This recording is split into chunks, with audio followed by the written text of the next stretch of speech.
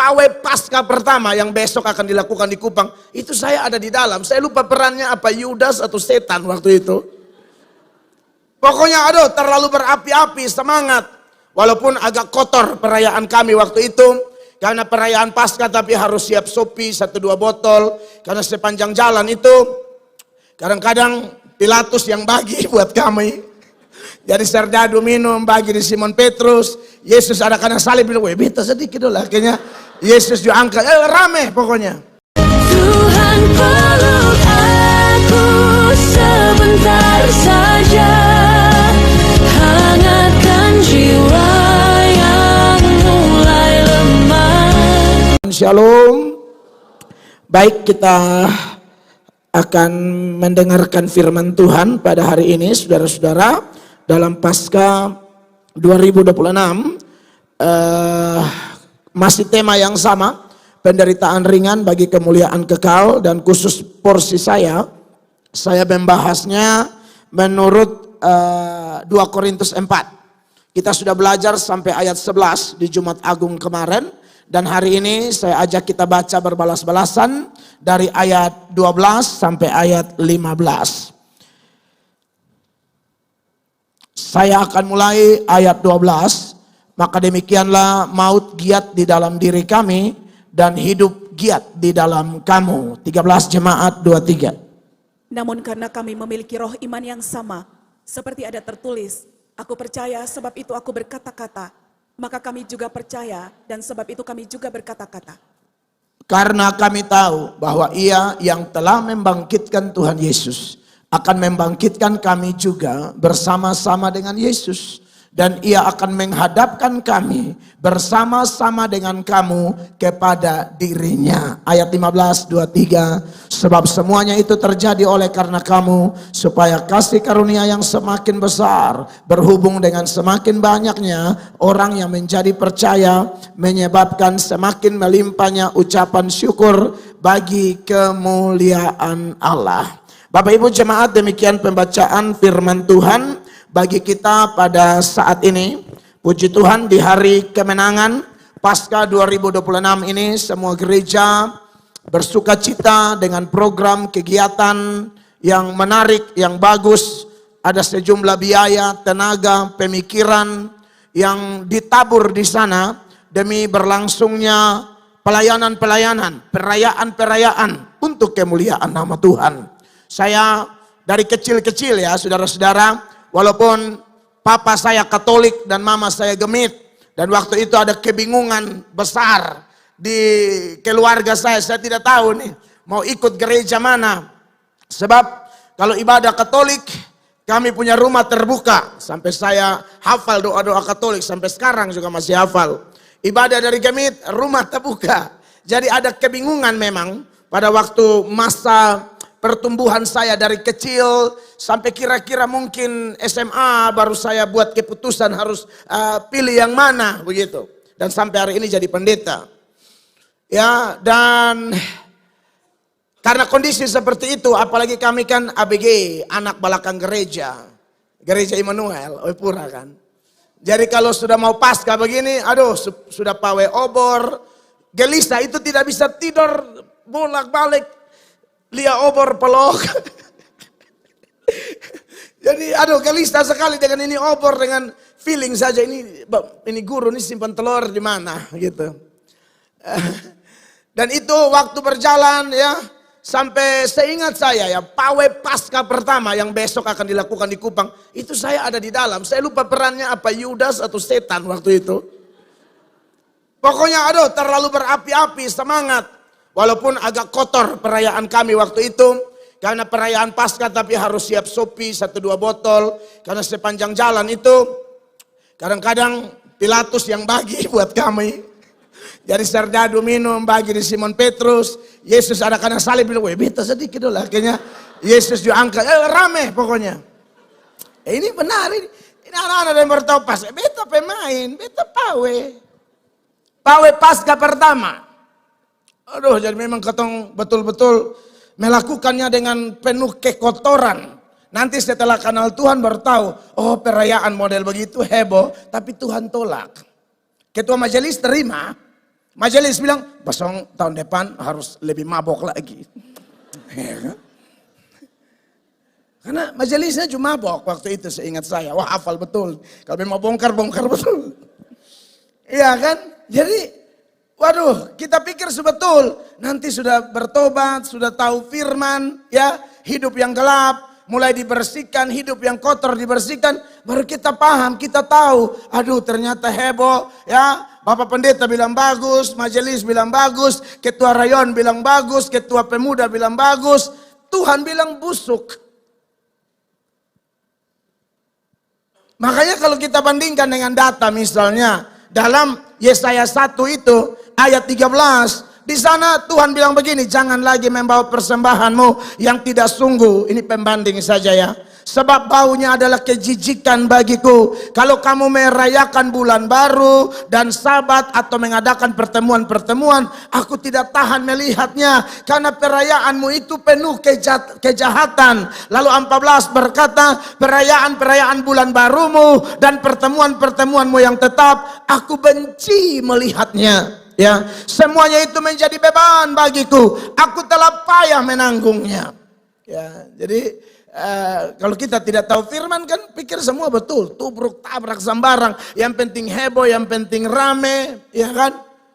Luar biasa.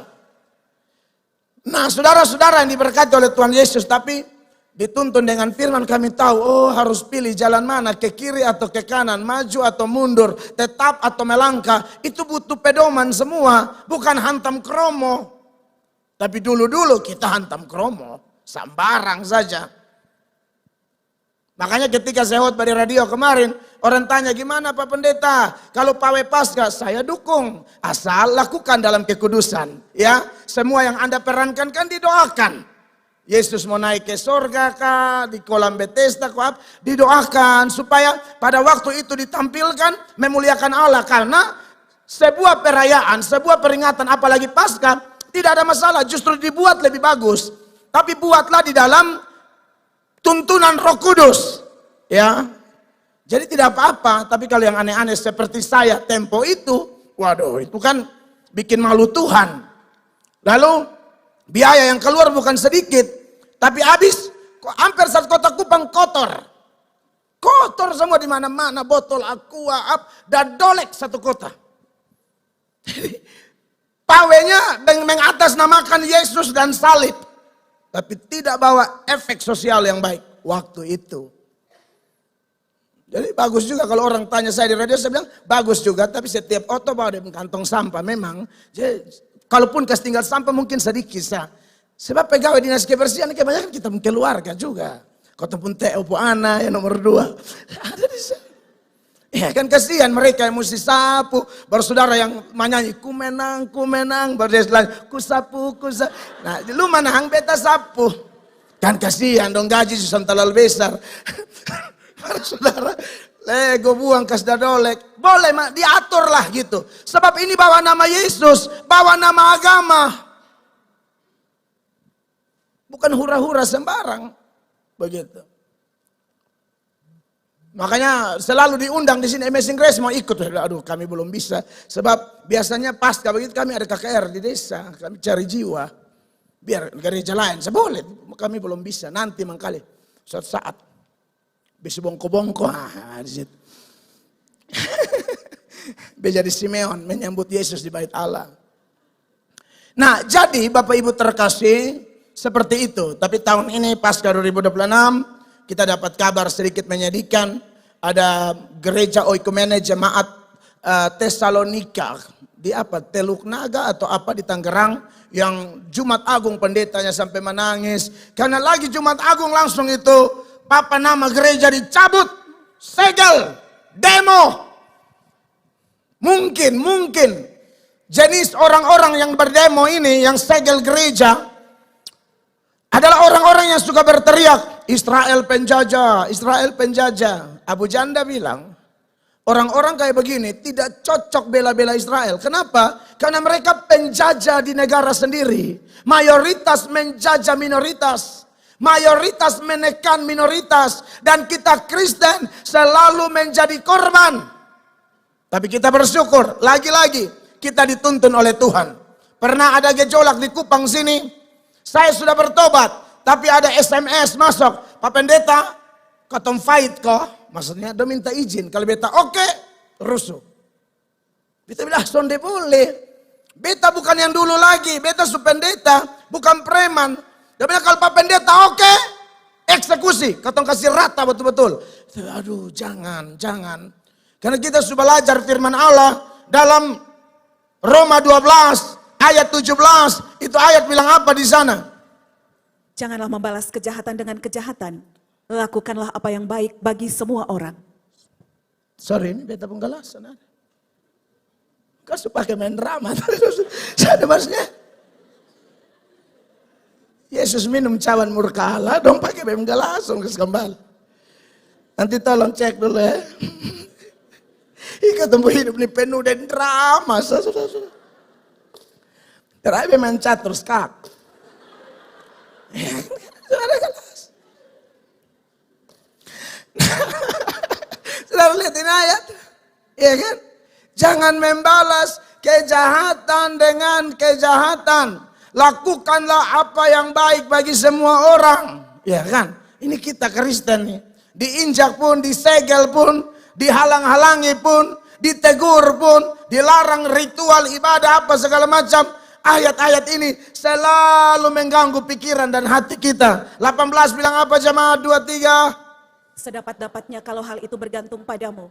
Hiduplah dalam perdamaian dengan semua orang. Iya, Tuhan maunya begitu nah. Tuhan boleh balas, baru Tuhan kasih ingat. Gampang, nanti yang balas Tuhan Allah. 19:23. Saudara-saudaraku yang kekasih, janganlah kamu sendiri menuntut pembalasan, tetapi berilah tempat kepada murka Allah. Sebab ada tertulis, pembalasan itu adalah hakku. Akulah yang akan menuntut pembalasan, firman Tuhan. Jadi daerah seperti NTT yang Kristen darah tinggi kayak kita, kalau dengar-dengar begitu, jangan langsung marah. Kita lihat kembali kepada firman. Tuhan bilang jangan balas. Pembalasan adalah hak Tuhan. Ya, seperti apa duduk berdiri persoalan itu kita tidak tahu. Tapi yang kita lihat dengan mata kepala kita sendiri, mereka bilang, oh itu bukan tanpa ibadah, jadi tidak boleh ibadah. Padahal saya punya kawan-kawan Islam, mereka pengajian di warung. Di warung makan, itu bukan tanpa ibadah. Itu tampak konjak dan sopir makan gulai. Di situ mereka bikin pengajian apa segala macam. Soalnya ada hujan batu di situ. Jadi kalau alasan bukan tanpa ibadah, itu juga bukan tanpa ibadah. Coba di Kupang, saudara sudah lihat berapa kali? Saya sudah lihat ulang-ulang. Tapi puji Tuhan, saya suka orang NTT, orang Kupang. Ingat ayat-ayat kayak begini. Karena kita disuruh kalahkan kejahatan dengan kebaikan. Ayat 21-nya bilang apa? Dikatakan janganlah kamu kalah terhadap kejahatan, tetapi kalahkanlah kejahatan dengan kebaikan. Yesus yang berjanji bahwa dia akan membalas, dia akan benar-benar membalas pada waktunya. Makanya dalam 2 Tesalonika 1 ayatnya yang ke-6 dikatakan apa di sana? Perhatikan.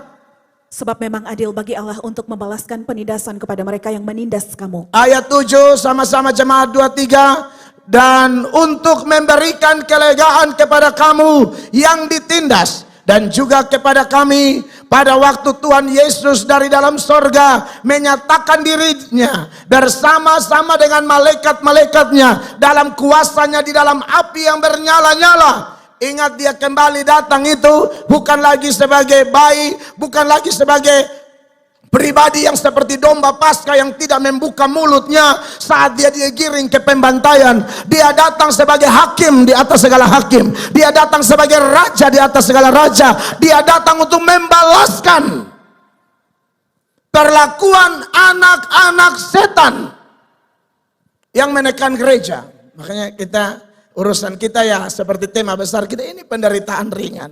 Nanti kita lihat akan ada kemuliaan di balik ini. Ya. Dan untuk memberikan kelegaan kepada kamu yang ditindas kata Tuhan. Ya. Disitulah kemuliaan yang akan kita nikmati benar-benar. Ya, dan orang-orang yang menindas pasti masuk neraka. Jadi kalian yang menindas gereja, siapapun kalian, saya pendeta Melato dari NTT, mau kasih tahu kalau Anda tidak bertobat, kau penghuni neraka, kau anak iblis. Kalian anak iblis. Begitu. Ya. Ayatnya yang ke-8 sama-sama 2-3. Dan mengadakan pembalasan terhadap siapa? Terhadap mereka yang tidak mau mengenal Allah dan tidak mentaati Injil Yesus Tuhan kita. Jadi anak-anak setan ini yang kadang-kadang berkuar-kuar. Oh, Israel penjajah. Padahal mereka sendiri penjajah. Begitu. Orang-orang ini pasti masuk neraka. Yang tidak mengenal Allah dan tidak mentaati Injil Yesus, siapa? Anak setan. Saya bisa bedah itu berjam-jam dengan data-data ayat di luar kepala. Jadi saya bukan omong tanpa dasar. Lalu mereka akan dipisahkan dari hadirat Allah. Ayat 9, 1, 2, dan 3. Mereka ini akan menjalani hukuman kebinasaan selama-lamanya. Dijauhkan dari hadirat Tuhan dan dari kemuliaan kekuatannya. Itu neraka. Orang tidak mengalami hadirat, tidak mengalami pengalaman dengan Tuhan, tidak mengalami kekuatan dan kemuliaan. Siapa mereka? Penghuni neraka. Jadi jangan ada di antara kita yang melihat berita ini, kita juga protes padahal kita juga penindas. Kan ada juga fenomena gereja tindas gereja. Pernah dengar tidak? Gereja raksasa, sinode besar, injak sinode kecil. Itu banyak. Kasmati orang lain pun pelita supaya dia pelita menyala sendiri. Itu ada. Itu juga hati-hati kamu. Sekalipun hari ini kau beragama Kristen, bisa jadi kau Kristen palsu dan calon penghuni neraka kalau kau tidak bertobat. Dulu ada sinode dibuka di sini, hanya beta yang hadir. Beta hadir, yang lain tuh bilang beta hadir. Pendeta-pendeta tidak rapat kalau ada orang buka diskotik. Dia tidak bersuara. Kalau ada orang bataji ayam, dia tidak rapat dan bersuara. Orang buka gereja, pendeta rapat suruh tutup. Ya ini pendeta iblis juga. Mentang-mentang punya power. Pendeta iblis juga. Bukankah gereja dibuka lebih banyak, jauh lebih baik, Injil lebih tersebar, sepanjang dia bukan penyesat, sepanjang dia tidak memutarbalikan firman. Nah ini kita koreksi, bukan hanya omong keluar, kita ngomong ke dalam juga. Nah, saudara-saudara yang diberkati oleh Tuhan Yesus Kristus.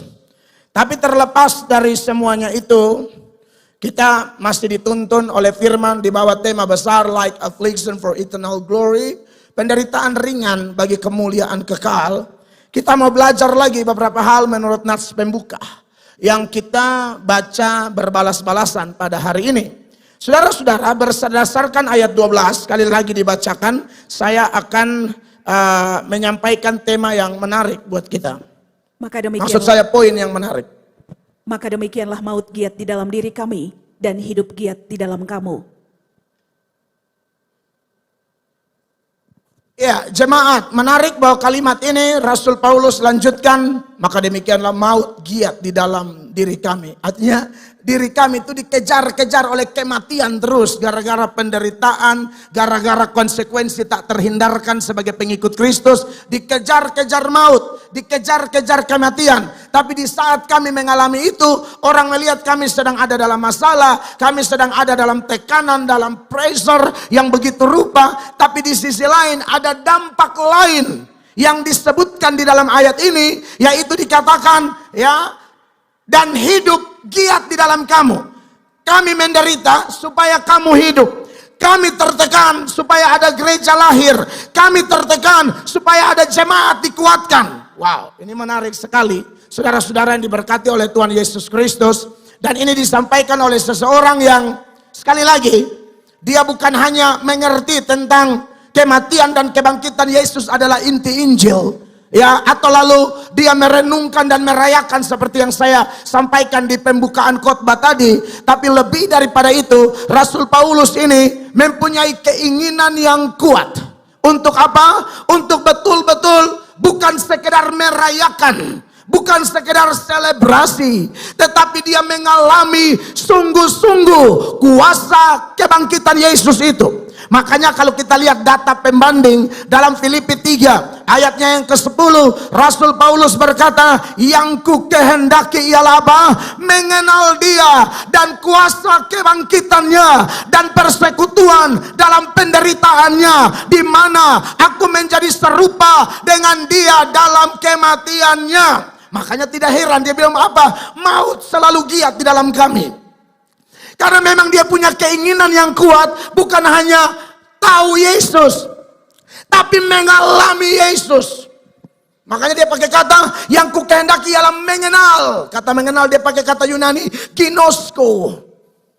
Saudara, Paulus ini mantan Farisi loh, ya. Itu kelihatan dari beberapa ayat sebelumnya di Filipi 3 ayat 10, mulai ayat 4 lah. Dia bilang apa di sana? Sekalipun aku juga ada alasan untuk menaruh percaya pada hal-hal lahiriah. Jika ada orang lain menyangka dapat menaruh percaya pada hal-hal lahiriah, aku lebih lagi. Aku lebih lagi. Ini orang sangat agamawi. Ini orang, saudara-saudara, sangat Yudaisme banget. Kental sekali keyahudiannya. Lalu dia melanjutkan pencapaiannya di masa lalu. Waktu dia belum jadi Kristen, dia masih beragama Yahudi. 5 dia bilang apa? Disunat pada hari ke-8 Yap. dari bangsa Israel, dari suku Benyamin, orang Ibrani asli. Tentang pendirian terhadap hukum Taurat, aku orang Farisi. Aku orang Farisi. Beberapa ahli memberi penggambaran seputaran Farisi, ya, apalagi Farisi jenis Paulus yang kemudian menjadi anggota Dewan Sanhedrin, itu tidak gampang. Biasanya anak-anak seperti dia ini dari usia 6 tahun sudah mulai belajar Taurat secara ketat. Nanti saudara-saudara di usia 30 tahun baru mereka boleh tampil berkarya, mengajar dan lain sebagainya. Anda lihat dari 6 tahun sampai 30 tahun, ada 24 tahun dia belajar Taurat. Dia belajar Pentateuk, dia belajar yang namanya Tanak, dia belajar yang namanya kitab Yahudi, yaitu perjanjian lama yang kita pakai sekarang. Itu kitabnya orang Yahudi. Yang isinya adalah tipe-tipe, tupos-tupos, penggambaran-penggambaran, dan penggenapannya total di dalam Kristus sebagai antitipe. Saudara yang diberkati oleh Tuhan Yesus, yang saya mau tekankan adalah 24 tahun. Ketat belajar Taurat, tapi dia belum mengenal Tuhan. Dia tidak kenal Allah. Bahkan dia mengalami apa yang Yesus nubuatkan, bahwa mereka menganiaya orang, membantai orang, tapi tetap merasa mereka sedang berbakti kepada Allah. Dan tetap merasa aku tidak punya cacat. Anda bisa lihat ini di ayat 6. Dia bilang apa? Tentang kegiatan aku penganiaya jemaat. Anda lihat. Tentang kebenaran dalam mentaati hukum Taurat, aku tidak bercacat. Ada orang aniaya orang, bantai orang, atau segel gereja seperti yang kita lihat, tapi tetap merasa menyembah Allah. Ini sebenarnya jauh sebelum yang begini-begini terjadi. Tuhan yang kita sembah, ya, yang telah mengalahkan maut itu, dia pernah ajar ini dalam Yohanes 16, mulai ayat 1. Dia ngomong ini supaya kita jangan kaget. Kita jangan, wow, kenapa semua ini terjadi? Sudah, Tuhan kita sudah ngomong. Perhatikan. Semuanya ini kukatakan kepadamu supaya kamu jangan kecewa dan menolak aku. Jangan kecewa, jangan tolak Tuhan hanya gara-gara ikut Tuhan. Loh kok kayak begini, masalah satu belum habis, satu sudah datang. Ya, kita sudah berusaha berbuat baik, kita sudah tabur yang baik, tapi kita panen kebencian, tekanan, ejekan, olokan, hinaan, bahkan sejumlah tindakan membahayakan nyawa kita. Kita lihat dari sekitar kita. Yesus bilang, saya sudah omong ini dari dulu. Jadi jangan jadi Kristen kaget. Kenapa begini, kenapa begini. Itulah agama kita. Itulah prinsip hidup yang Tuhan kita ajarkan. Lalu dia bilang begini, ayat 2. Kamu akan dikucilkan, bahkan akan datang saatnya bahwa setiap orang yang membunuh kamu akan menyangka bahwa ia berbuat bakti bagi Allah. Anda lihat, orang kucilkan, orang bunuh kita. Tapi yang bunuh itu menyangka. Menyangka, Anda lihat. Kami sedang berbakti kepada Allah. Paulus juga begitu. Tentang kegiatan, aku penganiaya jemaat, aku tidak ada cacat. 24 tahun belajar Taurat, 24 tahun belajar Tanak. Aniaya orang, tapi sangka berbakti kepada Allah. Anda lihat manusia, mau bilang tokoh agama, jubah agama, aktivitas agama, tapi kalau hati gelap, sembarang.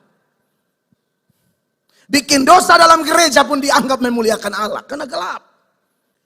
Kamu akan dikucilkan. Bahkan akan datang saatnya bahwa setiap orang yang membunuh kamu akan menyangka bahwa ia berbuat bakti bagi Allah. Kenapa mereka punya sangkaan seperti itu? Jawabannya di ayat 3, sama-sama 2-3. Mereka akan berbuat demikian karena apa? Mereka tidak mengenal baik bapa maupun anak. Makanya Paulus ketika dilahir barukan oleh Tuhan, dia bilang yang ku kehendaki adalah ginosko, mengenal dia dan kuasa kebangkitannya, dan masuk dalam persekutuan dalam penderitaan dan kematiannya. Orang-orang seperti Paulus ini yang mengalami penderitaan di satu sisi, tapi memberi dampak besar di sisi yang lain. Mengalami kesakitan di sisi yang lain, tapi membuat revival di sisi yang lain.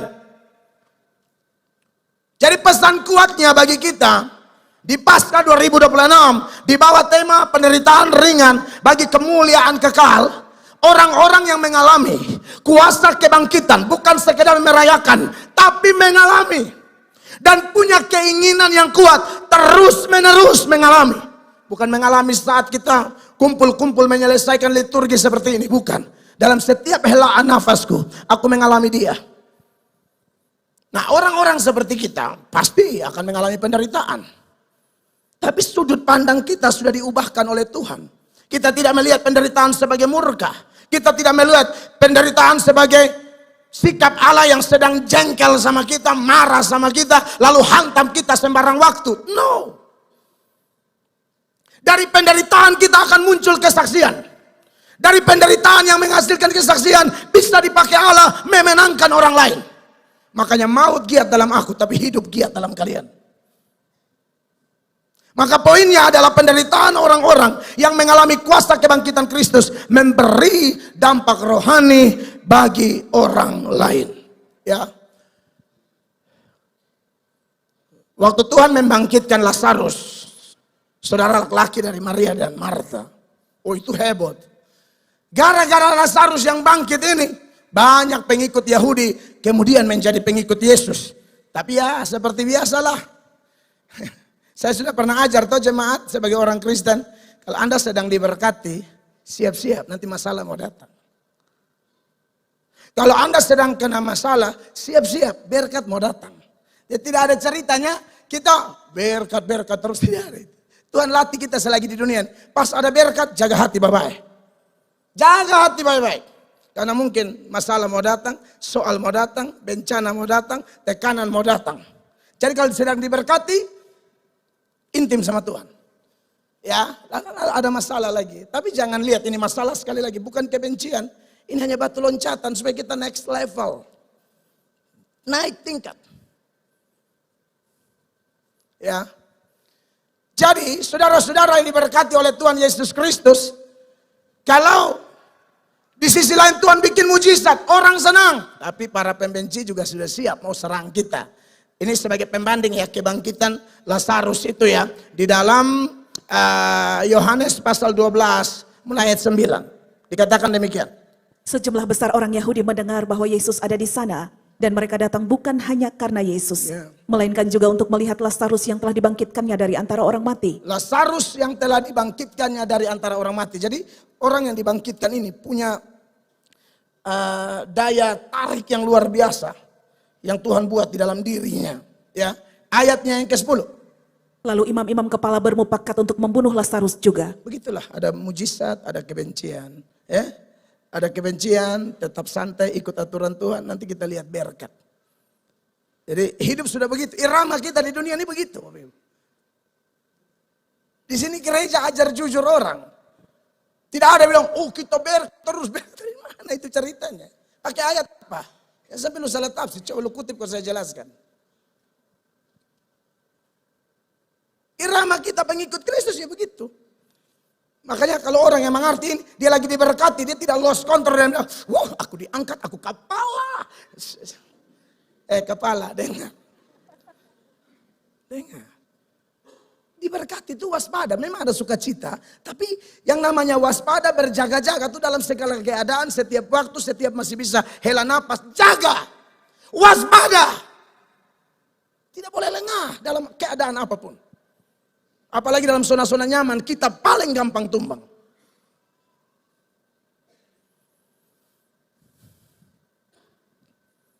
Iya kan?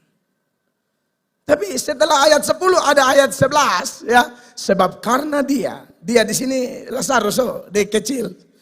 Karena dia yang mengalami kebangkitan itu, banyak orang Yahudi meninggalkan mereka, meninggalkan para ahli Taurat, imam-imam dan percaya kepada Yesus. Hanya bedanya cerita ini adalah kematian jasmani lalu mengalami kebangkitan jasmani, ya.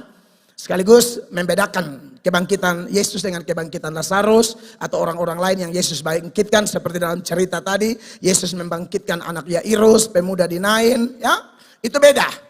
Mereka bukan sang sulung kebangkitan. Yang sulung kebangkitan itu Yesus. Maksudnya apa? Dia bangkit dan tidak mati-mati lagi. Lazarus bangkit mati lagi. Anak Yairus bangkit mati lagi. Pemuda di Nain bangkit mati lagi. Yang mati, bangkit dan tidak mati-mati lagi adalah Yesus dan semua orang yang tinggal dalam Yesus. Kita akan mengalami hal yang sama. Dimulai dari mana? Mungkin kita belum mati secara jasmani. Tapi bukankah kita semua adalah pendosa, keturunan Adam dan Hawa. Dan karena kita keturunan Adam dan Hawa, yang berarti kita adalah orang-orang yang juga sudah mati karena dosa-dosa kita. Makanya Efesus 2 ayat 1 berkata apa? Kamu dahulu dengar, sudah mati. Baca ini ayat, kamu di situ pakai nama masing-masing. Melatok dahulu sudah mati. Karena pelanggaran dan dosa-dosa Melatok. Pakai nama sendiri. Kita ini orang mati semua.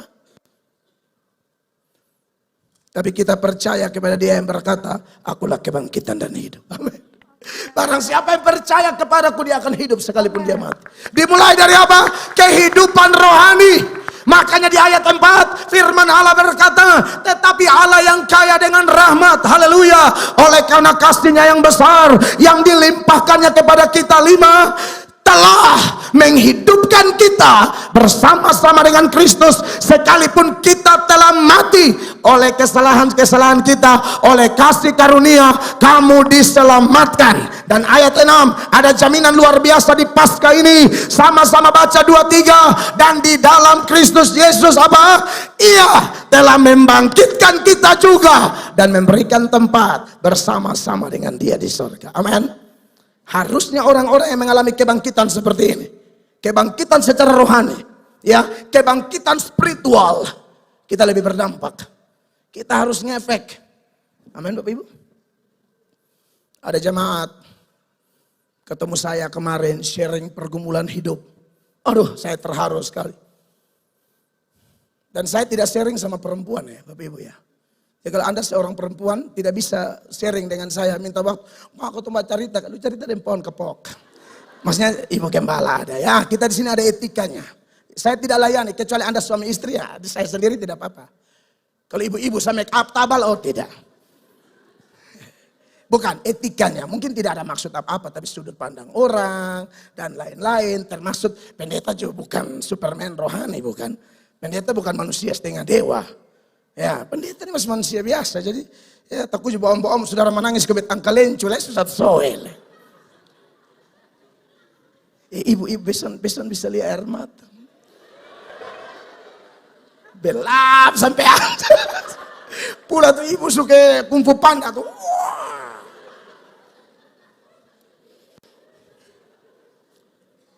Beta konselin dengan bapak-bapak. Dan tahukah Anda, beta pribadi nih, bisa lihat laki-laki menangis. Makanya laki-laki tegar sampai menangis itu pasti sesuatu banget. Itu tekanan bukan main-main. Seorang bapak bisa menangis, seorang laki-laki keren bisa air mata jatuh dan saya tahu ceritanya. Saya seorang ayah, saya seorang suami, ya, saya seorang papa. Jadi beta tahu itu air mata tuh kurang lebih beta mengerti lah. Walaupun beta tidak seperti Yesus yang selalu mengerti semua tetesan air mata. Kan ada air mata juga kan yang komodo jablay juga kan. Dia menangis padahal mau gigi katong. Tapi ini tulus. Tapi menariknya adalah bahwa di balik tangisan itu pergumulan yang kuat, proses ekonomi yang gila-gilaan, dia tidak bikin dosa. Dia tetap pimpin anak-anaknya berdoa dan lain sebagainya. Lalu sementara mendengarkan beliau, saya kemudian dibawa kepada pengalaman saya. Saya juga orang mati rohani. Punya pergumulan kayak dia. Ekonomi susah, makan, minum susah, operasional, rumah tangga susah. Saya bikin apa? Saya main judi. Dari pagi ketemu pagi. Saya bikin apa? Saya tipu keliling orang. Saya bikin apa? Saya pencuri. Untuk makan, untuk minum, untuk pakai. Dan pernah ada kejadian dan tidak terlupakan beberapa kali. Saya mencuri kena tangkap basah. Waktu saya omong itu beliau kaget. Jadi dia bilang, Bapak masih lebih bagus, Bapak keren. Saya punya jahat Bapak. Saya karena mau makan, mau minum, mau pakai, mau butuh doi. Beta pencuri dan karena tangkap. Ditangkap basah beta pencuri. Orang keler doi itu bongkar semua beta rokok. Pas rokok tangan belum keluar harus lu pun tangan sebelah di mana. Dapat. Beta bukan ingat dosa ini, tapi kan begitu. Tangan sebelah di mana? Di dalam. Besok angka berapa nih? Waktu itu yang mas 5.000 gambar sasando, masih ingat? Ada kok doi 5.000 gambar sasando. Waktu itu gubernur Bank Indonesia nya mau tumpuan rotes apa leh? Moi. Hah? Apa Adrianus Moi? Waktu itu betul ingat nih. Kok main tangan sebelah di dalam nah. Ini susah paruh nyawa nih. Ini kan cepat putus. Jadi itu kios. Di rumah kan ada TV. Di kios ada TV hitam putih nih. 2 kali beda nonton, beb mata lihat, ini laci kayak lubang. Ini saudara yang bukan pencuri, saya tahu. Tapi kau yang pencuri itu, kau kayak langsung tek. Benar, beta pencuri. Kau mesti, apa yang mau di... betul tuh skill kan. Beta lihat, wah laci lubang nih. Itu laci kayak panggil bilang, rogos. Masa lu pahamin apa sih gitu loh. Serius ini. Dan beta dapat tangkap, itu bukan baru pertama pencuri. Beta sudah berhasil beberapa kali. Dong cuma kali saya curiga. Kenapa ini anak, acara apapun dia selalu nonton deka itu laci. Gitu. Karena acara yang bukan favorit anak-anak. Ya, acara yang jelas dia akan nonton. Nah. Karena dari balik tontonan ini, puji Tuhan lah hasilnya bagus. Maksudnya waktu itu kan keton dosa tetap puji Tuhan kan. Mungkin yang ke-6 atau ke-7 itu bisa lari. Tangan sebelah di mana? Hela pelan-pelan, sungguh mati. Belum yang lain-lain. Ya Anda lihat orang mati rohani model. Waktu bercerita begitu, ini Pak akhirnya Bapak menangis dan jadi menangis. Pak lebih parah. Parah sekali. Bukan cuma parah itu. Pohon cerita yang lain tuh Pak. Parah Pak. Tapi Yesus menemukanku. Amin. Dia menghidupkanku. Data-data tadi bukan hanya beta hafal. Beta alami. Alami lah hafal. Jadi kalau beta omong tuh kayak ada power. Itu benar. Beta hafal dan beta alami. Bukan hafal dan tidak mengalami. Itu sudah ada power. Saya hafal, saya alami. Jadi beta omong itu Bapak masalah sana ada apa-apa dibanding beta. Bapak tua semangat dan puji Tuhan kan bisa saling menguatkan di situ. Tetap cari Tuhan Pak. Dan dampaknya luar biasa. Saya kalau pihot pada SMP 3, SMA 3, berdoa firman, apalagi omong ayat, guru dong semua nangis. Kan dong tahu ini anak pisah sekolah tidak bawa buku, bawa parang. Karena bertempuh agenda pisah sekolah itu batikam, bukan batulis. Saya pisah sekolah itu untuk batikam, pistol lengkap, parang lengkap, anak pura musuh di mana-mana dulu. Dan beta salah satu target yang mau dibunuh di kampung lain. Karena bidang kosong, pisau parang, cerulit, botol barau nih. Mau di mana, mau di halte, mau di mana. Beta bala betul dulu.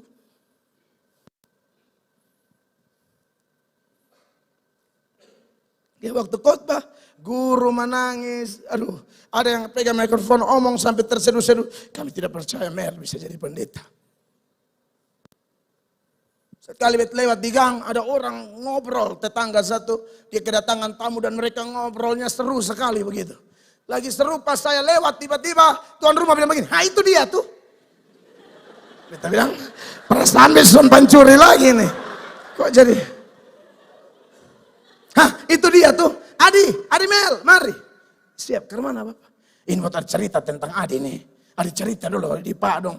Akhirnya dong hanya ngobrol tentang beta, dong sampai percaya Mel Atok bisa bertobat. Dampaknya besar. Itu yang Rasul Paulus bilang dalam Galatia 1 ayat 23. Paulus bilang apa di sana saudara-saudara? Mereka hanya mendengar bahwa ia yang dahulu menganiaya mereka sekarang memberitakan iman yang pernah hendak dibinasakannya. 24 sama-sama 1, 2, 3. Dan mereka memuliakan Allah karena aku. Beri tepuk tangan yang meriah bagi Tuhan. Pesan pertama di Paskah 2026, saya dan saudara yang bukan sekedar merayakan Paskah, tapi mengalami kuasa Paskah, mengalami kuasa kebangkitan, masuk dalam persekutuan, siap menderita demi kebenaran. Dengar Bapak Ibu terkasih, Rasul Paulus berkata, maut giat di dalam aku, tapi hidup giat di dalam kamu. Aku menderita, tapi dampaknya orang lain diselamatkan. Amin. Yang menyelamatkan Tuhan, bukan kita. Jadi saudara lihat, sudut pandang kita tentang penderitaan sudah beda. Penderitaan bisa jadi kesaksian. Penderitaan bisa jadi ledakan rohani yang luar biasa. Mungkin orang-orang dalam rumah Anda sedang melihat bagaimana Anda sebagai seorang suami, seorang istri, seorang papa, seorang mama, bagaimana engkau dalam penderitaan tetap berdoa, dalam penderitaan tetap cari Allah, dalam tekanan tetap andalkan Allah. Tanpa engkau sadari, anak-anakmu sedang mendapatkan satu kuliah ilahi. Saya menyebutnya kuliah ilahi. Karena ada teladan hidup, contoh yang baik dari orang tuanya, papanya, mamanya, bosnya, pemimpinnya, kerabatnya yang setiap menderita semakin bergantung kepada Allah. Semakin menderita, semakin bergantung kepada Allah. Orang-orang kayak kalian, kayak kita yang mau begitu. Anda tidak tahu berapa banyak orang yang sedang Tuhan tarik melalui kesaksian hidupmu yang dahsyat itu. Amin Bapak Ibu. Saudara harus sadar, mulai besok dan seterusnya dunia tidak lebih baik. Tidak lebih baik. Hari ini kita lihat jemaat Tesalonika di Tangerang. Kita tidak tahu suatu saat kita yang sombong-sombong bilang, oh Kupang mayoritas. Hello, tunggu dulu. Turki itu dulu mayoritas Kristen, sekarang gereja beralih fungsi. Kau jangan sombong. Pernah belajar sejarah Istanbul? Turki itu Konstantinopel. Namanya diambil dari nama kaisar pertama yang bertobat, dan gara-gara pertobatannya terjadi kristenisasi massal, yaitu Kaisar Konstantinus. Jadi jangan sombong hari ini, oh Pawe Paskah, oh gereja, oh hello, bertobat, lahir baru. Supaya Anda lihat Tuhan bela kita dengan dahsyat luar biasa. Bukan sekedar berorganisasi, bersinode, beragama. Harus bertuhan Yesus.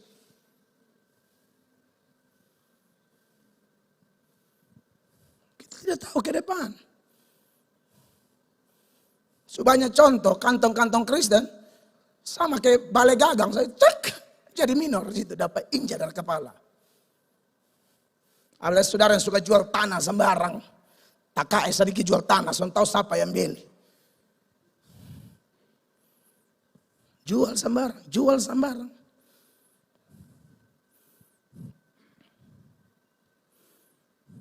Jadi jemaat yang diberkati oleh Tuhan Yesus.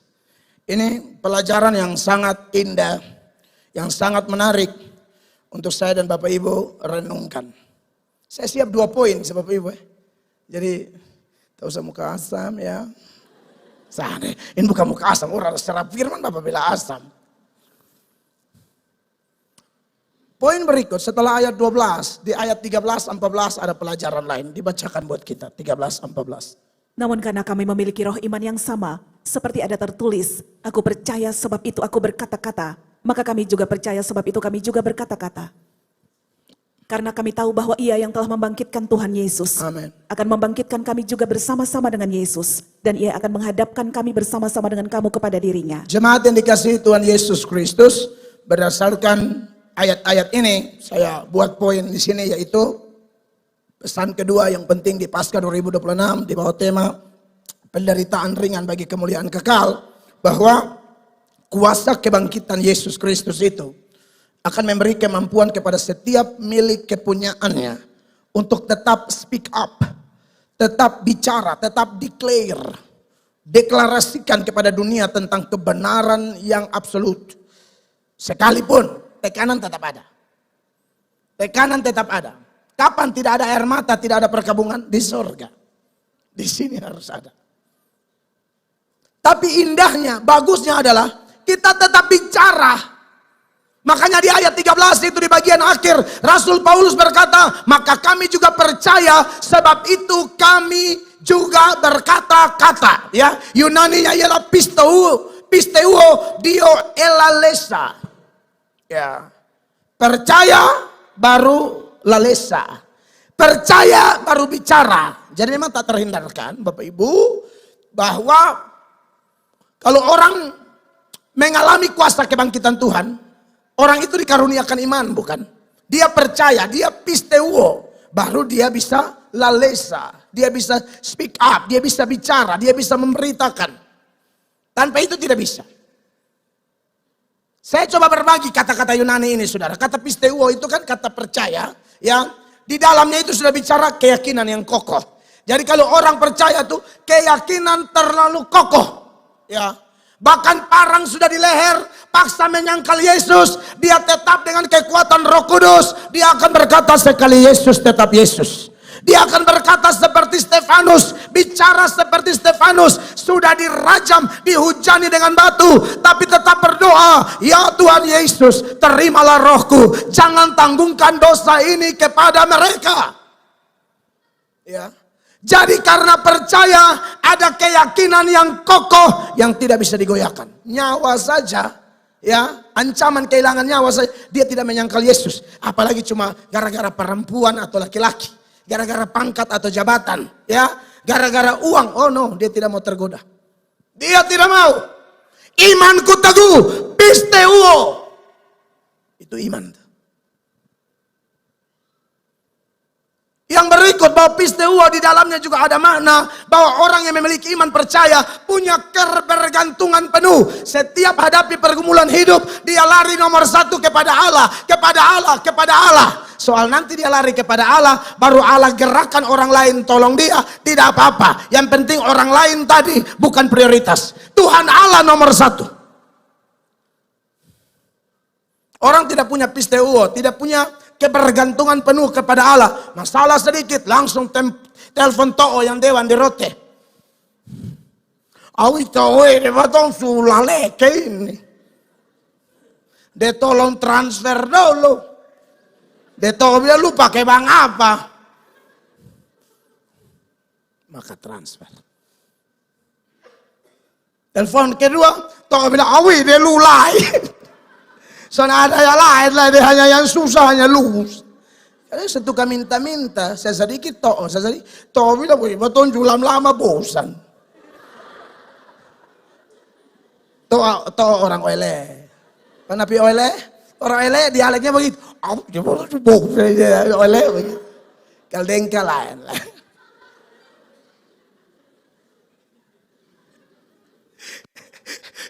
Gengka lain, gengka sekal kenal orang Sikumana itu ada banyak dek. Awi desa bisa. Nah itu dengka sedikit. Maka yang tadi oleh desa ya ini. Nah, karena sudah ada kebergantungan penuh. Saya sedikit telepon bilang Ence di sana, Kiu di sana, Kung di sana. Kung ini tunggu saya aku masuk PT, dia masih telepon. Heran amat. Kung bilang, oe tidak habis pikir. Hanya lulu terus yang telepon oe. Telepon tidak pernah ada kabar baik. Selalu ada lebek.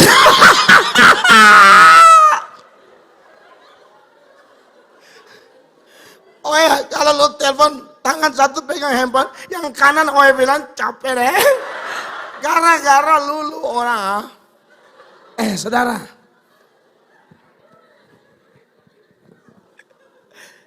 Apa-apa telepon ini, apa-apa telepon itu. Berdoa dulu, dan Tuhan gerakkan kata hubungi dia. Itu boleh. Tapi kalau dia dahulu Tuhan kecewa. Lagian manusia, ini mau andalkan apa dari manusia? Yesaya 2:22, coba baca. Jangan berharap pada manusia, sebab ia tidak lebih daripada embusan nafas. Iyo. Dan sebagai apakah ia dapat dianggap? Hembusan nafas. Telepon kedua soal angka-angka, dia mati. Hembusan nafas. Dia baru mati. Saudara, Kadang-kadang katong ini bikin celaka orang. Sedangkan kalau andalkan orang, Tuhan cemburu, Tuhan sapu dan dia juga. Benar. Yesaya 31, Yesaya 31, ayat 1 dulu. Supaya saudara tahu ada ayatnya loh. Benar, betul. Ngomong pakai bukti kan. 31 ayat 1. Celakalah orang-orang yang pergi ke Mesir minta pertolongan, yang mengandalkan kuda-kuda, yang percaya kepada keretanya yang begitu banyak, dan kepada pasukan berkuda yang begitu besar jumlahnya, tetapi tidak memandang kepada yang Maha Kudus Allah Israel dan tidak mencari Tuhan. Gara-gara itu orang, dia lupa Tuhan Allah. Ini ayat jelas. Gara-gara Mesir, gara-gara semua fasilitas Mesir, kau lupa Allah Israel. Padahal kau punya sejarah jelas. Kau dikeluarkan dari Mesir oleh Allah Israel. Sekarang ada masalah, Allah Israel jadi nomor 2, nomor 3, nomor 4. Langsung ingat, wih betul di Mesir dulu. Bekenal itu.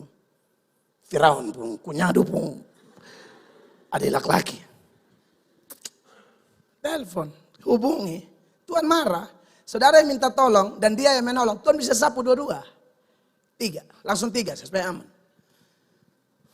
Sebab orang Mesir adalah manusia bukan Allah. Bukan Dan Allah. kuda-kuda mereka adalah makhluk yang lemah, bukan roh yang berkuasa. Apabila apa? Apabila Tuhan mengacungkan tangannya, tergelincirlah yang membantu. Sudah jangan gara-gara saudara atau mati dahulu. Benar. Makanya berdoa dulu Tuhan. Atau mungkin niat semua hubungi, tapi tetap kontak Tuhan. Tuhan hamba rencana mau telepon. Ini nih. Apakah Tuhan berkenan? Kalau memang dia angka, berarti dia Tuhan buka jalan. Tapi kalau dia angka maka disumati Tuhan. Jangan apa-apa. Lihatin ayat. Apabila apa? Tuhan mengacungkan tangannya, tergelincirlah yang membantu dan jatuhlah yang di dua-dua Tuhan sapu. Makanya pisteuo bukan sekadar keyakinan kokoh, bergantung penuh, cari Tuhan, andalkan Tuhan. Yeremia 17 ayat 5 itu kan ayat hafalan kita semua. Dan harus hati-hati dengan ayat itu. 1, 2, 3. Beginilah firman Tuhan. Terkutuklah orang yang mengandalkan manusia. Yang mengandalkan kekuatannya sendiri. Dan yang hatinya menjauh daripada Tuhan. Yang kita mau ayat 7 bukan? 2, 3. Diberkatilah apa? Orang yang mengandalkan Tuhan. Yang menaruh harapannya pada Tuhan. Tepuk tangan yang meriah begitu. Begitu dong. Dan yang ketiga, kalau pisteuo itu ini paket lengkap, tidak bisa dipisah-pisahkan. Orang punya keyakinan kokoh, punya kebergantungan penuh, dan punya ketaatan sebagai bukti iman yang sejati. Karena Yakobus pasal 2, ayatnya yang ke-17, di sana firman Allah berkata, demikian juga halnya dengan iman. Jika iman itu tidak disertai perbuatan, maka iman itu pada hakikatnya adalah mati. Ayatnya yang ke-26 senada dengan 17, dia berkata, sebab seperti tubuh tanpa roh adalah mati, demikian jugalah iman tanpa perbuatan adalah mati. Pengertian mati di sini bukan berarti tadinya dia hidup kemudian dia mati. Mati sama dengan tidak ada iman. Tubuh tanpa roh, mayat, jenazah. Jadi orang berdosa dibenarkan karena iman, imannya itu benar atau tidak, lihat perbuatannya. Jadi, Bapak Ibu yang diberkati oleh Tuhan Yesus Kristus. Nah, secara khusus, pisteuo di dalam 2 Korintus 4 ayat 13, Paulus bilang, aku percaya makanya aku berbicara. Pisteuo dio alelesa, elelesa. Artinya, lalesa ini bicara tentang aku bicara. Aku proklamirkan, declare. Sebab saudara, kalau hanya di hati saja tidak dengan mulut, tidak lengkap pengakuan kita, terutama tentang ketuhanan Yesus Kristus. Roma pasal 10 ayat 9 dan 10 bilang begini. 9, perhatikan. Sebab jika kamu mengaku dengan mulutmu bahwa Yesus adalah Tuhan, Harus mulut. dan percaya dalam hatimu bahwa Allah telah membangkitkan dia dari antara orang mati, Yap. maka kamu akan diselamatkan. Jadi ayat 10 bilang apa? 2, 3. Karena dengan hati orang percaya dan dibenarkan. Dan dengan mulut orang mengaku dan diselamatkan. Tuhan butuh ngomong. Mesti beritakan ke orang. Saya punya Tuhan nama Yesus. Jangan saudara sukerja di kantor. Karena jaga perasaan orang. Kita akan berdoa kepada Allah yang Maha Esa. Kenapa lu semua yang Allah Maha Esa sekarang? Betul Allah itu Esa, tapi kau tahu tidak ada yang bisa ketemu Allah yang Esa itu kalau tidak melalui pengantara yang Esa. 1 Timotius 2 ayat 5, kau jangan main aman. Dalam doa itu bisa jadi momen penginjilan. Oke lah omong Allah Esa, tetapi pas tutup itu, amin. Dalam nama Tuhan Yesus, satu sah. Tambah, makanya banyak hafal ayat. Ya saudara, sumpah bunyi, salah semua itu ayat. Gembala yang nonton ini malu setengah mati ya. 1 Timotius 2 ayat 5 bilang apa? 2, 3. Karena Allah itu Esa. Amin. Dan Esa pula dia yang menjadi pengantara antara Allah dan manusia. Yaitu manusia Kristus Yesus. Akui dia. Bicara. Jangan malu-malu. Kau malu. Nanti akhir zaman Tuhan malu mengaku kita.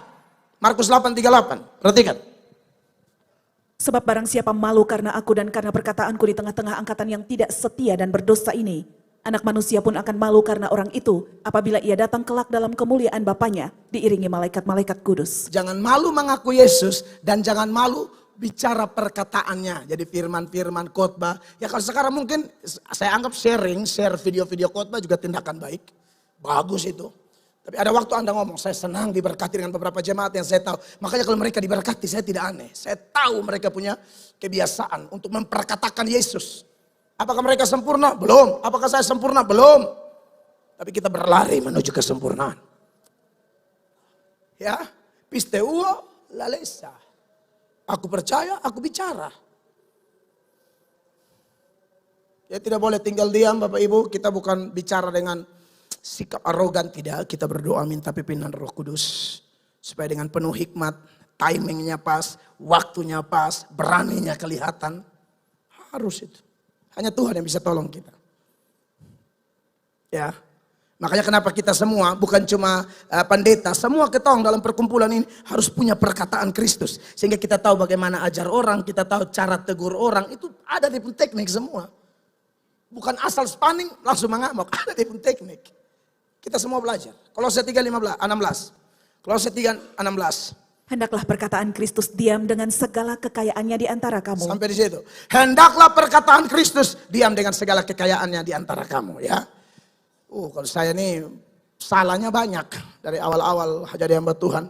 Tapi saudara, kerabat, jemaat, nasihat Bapak, hati-hati penempatan kata. Ya itu makanya saya bilang belajar. Saya omong belajar tadi bukan untuk jemaat, saya juga belajar nah. Jemaat di sini kebanyakan mungkin sudah tahu beta dari awal, beta khotbah model kayak apa. Beta nonton sekarang saya ngeri sendiri. Kenapa khotbah model begini?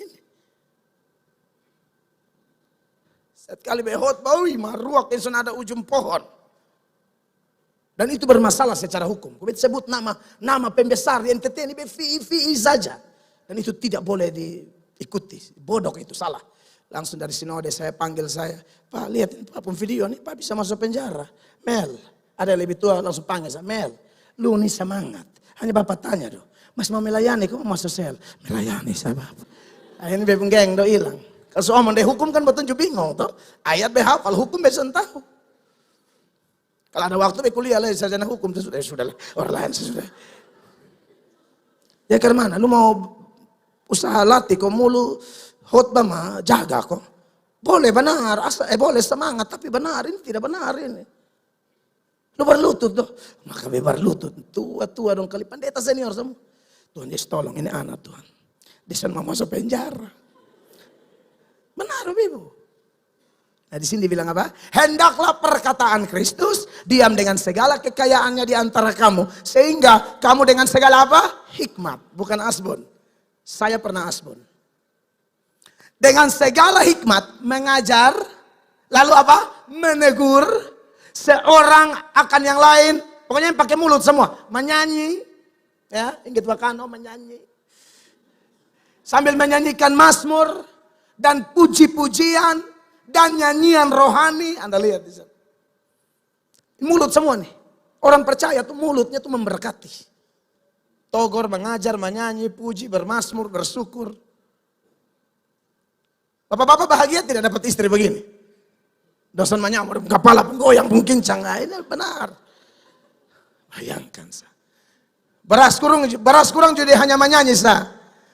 Ku yakin kau hadir di sini. Mama kenapa? Beras habis. Pokoknya mama kalau cuma nyanyi, dia pelaki langsung tahu ini ada masalah keuangan. Amin. Tukuju lewat sabar. Ketika ku hadapi kehidupan ini. Kenapa Mama? FIFA nomor 4 habis Om. Gampang lah. Amin. enak loh. Beta yakin kok. Bapak-bapak sih bini coba gini, Pak. Ibu coba praktekkan. Ada masalah menyanyi. Laki yang mengerti dia bilang, apa? Cek kasih tahu mama, mama kasih tahu. Laki yang mengerti, supaya apa kalau semuanya? Memang laki iblis. Bini menyanyi, lu tanya, dia bilang, supaya apa kalau semuanya pengen mama. Mau jadi WL? Bukan. Mempraktekkan khotbah Bapak Gemba berdasarkan Kolose 3 ayat 16. Betul tuh menyanyi bersyukur.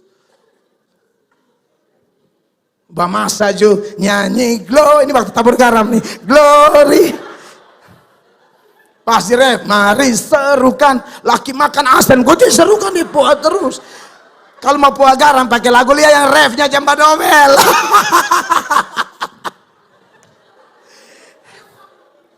Ketemu setelah banyak menderita ya ketawa sedikit. Amin. Tepuk tangan dulu yang meriah begitu.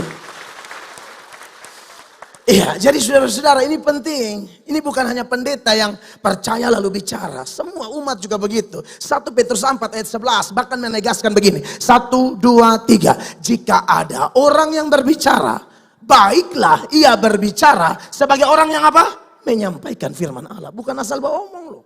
Ada perkataan Yesus, jadi kata-kata membangun pasangan, membangun rumah tangga, membangun anak, kawan pelayanan. Kita semua belajar, harus bisa. Harus bikin keputusan di Paskah 2026.